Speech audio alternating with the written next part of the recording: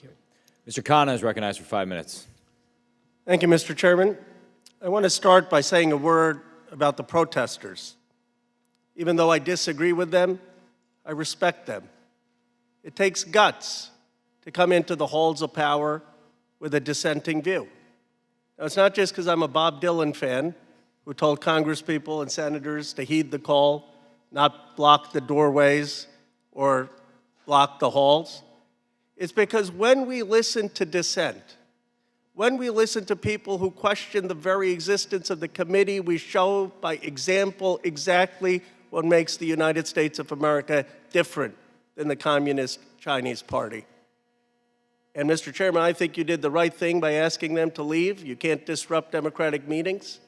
But I was told they're in handcuffs outside. I hope they're not going to be arrested simply for speaking their mind.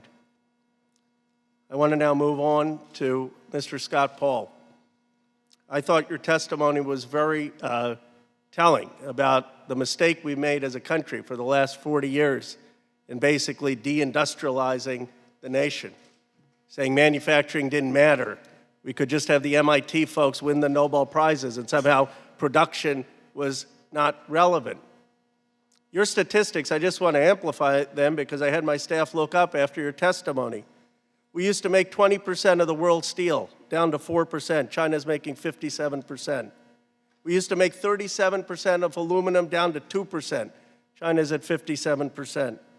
We used to make 36% of paper, down to 17%. China's at 30%. You can go industry by industry, and I commend your testimony.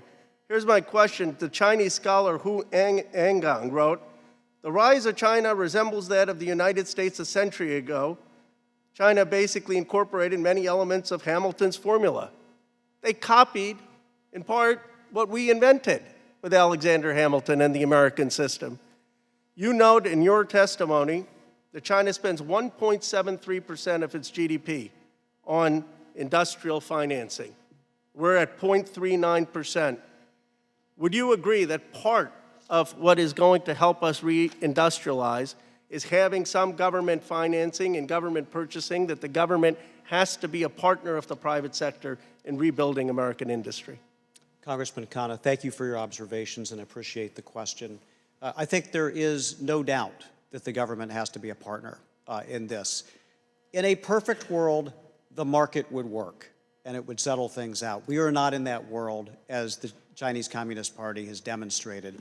We have a market failure, and we're starting from behind. If we can have public financing to leverage private investment, we will have more success than the Chinese Communist Party because we have more entrepreneurship, we have more opportunity, and there is not state control. There may be state financing, and this makes a difference. We have seen this with the CHIPS Act already. A small amount of money has leveraged $200 billion in private investment in the United States. I appreciate you saying that, Mr. Paul, especially as a co-author of the CHIPS Act with Haley Stevens and others, and bipartisan. I appreciate your support for that. And you point out China is putting in $150 billion. Let me just ask you this on chips. You know, I was in Taiwan. We met with Morris Chang and Ben Thompson. One of the things is TSMC is going to lead when it comes to 3mm chips. Intel may lead between 3 and 10mm chips. But when it comes to the actual chips in most of our cars, in most of our refrigerators, in most of our dishwashers, those are 28 nanometer, 50 nanometer chips. Guess where those are being built? In China. I don't want us to make the same mistake on chips where we have the leading edge chips and let every American buy made in China chips for all their consumer goods. Do you think there should be some effort at a CHIPS Act that actually is going to have the chips that are being put in most Americans' products? Congressman, I think it's essential to expand to that scope. Not only the array of chips that you mentioned, but also the value chain in semiconductor fabrication, because they have to be tested. They have to be fabricated, as you well know. They have to have printed circuit boards, and they have many components. And for an effective ecosystem to be created for that, you have to bring it here. You have to bring it here, or you have to nearshore some of it as well. You can't rely on China. And the last time we did that, as I mentioned in my testimony, If we're dependent on China for these sources, we end up with supply chain disruptions at worst.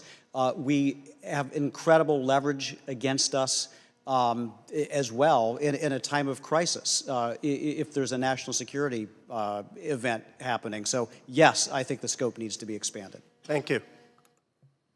Thank you. We've asked the Capitol Police for clarification.